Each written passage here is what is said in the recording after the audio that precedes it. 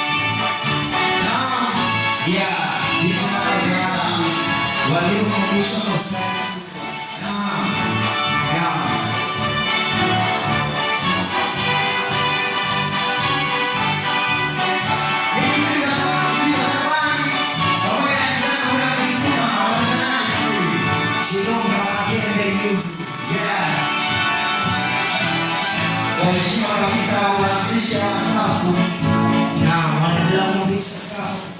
Mheshimiwa mgeni rasmi wa siku ya leo, na mgeni amenawiri kabisa, akionyesha kuwa na yeye ni kijana mpya, kijana ambaye anajua anaonyesha kwa nini amechaguliwa kuwa mkurugenzi wa idara ya vijana.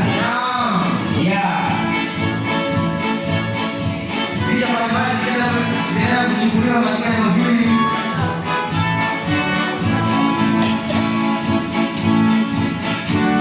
Sasa wameweza kuja saa vijana wanatoka na baada ya hapo vijana wote wataingia kwa ajili ya zoezi la uimbaji wa nyimbo za chama. Na vijana wakiwa wanatoka na hiyo